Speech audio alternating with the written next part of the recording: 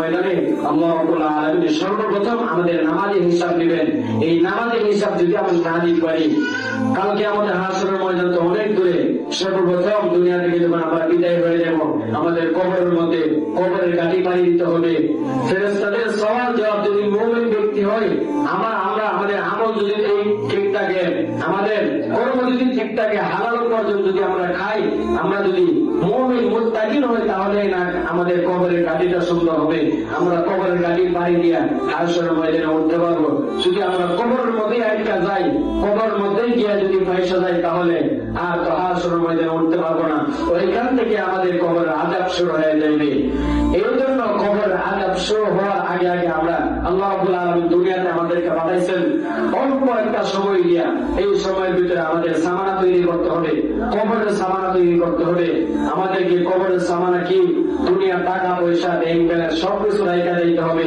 কবরের মধ্যে আমরা গেলে এই মাটির বিছানার মধ্যে শীতের সময় এমন দামি দামি লেপ, দামি দামি তোষক দিয়ে আমরা ঘুমাই, কিন্তু কালকে আমাদের কবরের মধ্যে যখন আমরা যখন দুনিয়া থেকে বিদায় হয়ে যাব, আমাদের যখন শেষ নিঃশ্বাস হয়ে যাবে, এমন মানুষ, বাড়ি ঘরের মানুষ বেঈমানি করবে, আমাকে ঘর থেকে বাহিরে আই না একটা মাদল বিছায় মাটির মধ্যে শোয়া রাখবে।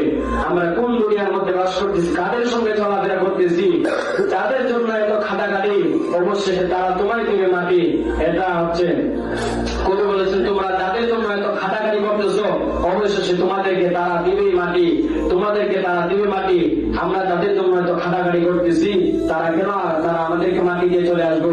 আমরা ছেলেদের জন্য অনেক কিছু করতেছি, মেয়েদের জন্য অনেক কিছু করতেছি, সংসারের জন্য অনেক কিছু করতেছি, স্ত্রীর জন্য অনেক কিছু করতেছি।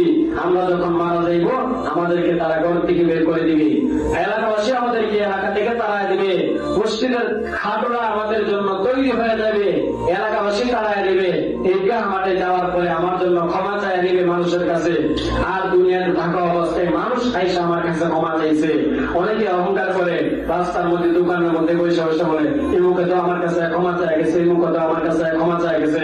আপনি একটা কথা চিন্তা করেন না, আপনি যখন চলে যাবেন, ঈদগাহ মাঠে দাঁড়ায় আপনার ছেলে আপনার জন্য ক্ষমা চাইবে, আপনার নাতি আপনার জন্য ক্ষমা চাইবে।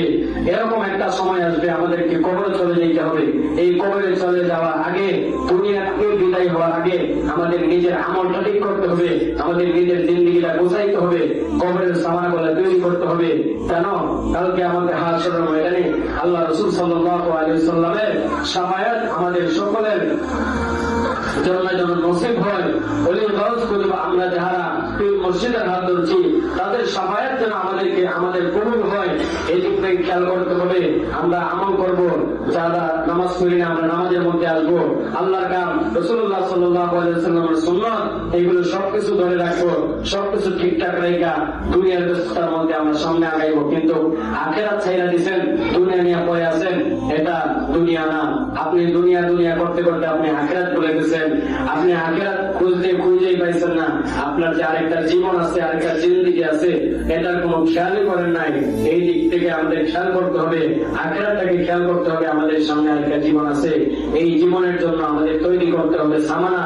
এই সামানা করার তৌফিক আমাদের সকলকে আল্লাহ রাব্বুল আলামিন আমাদের সকলকে এই সামানা তৈরি করার তৌফিক দান করুন। ওয়া মা আলাইনা ইল্লাল বালাগ। আসসালামু আলাইকুম ওয়া রাহমাতুল্লাহি ওয়া বারাকাতুহু।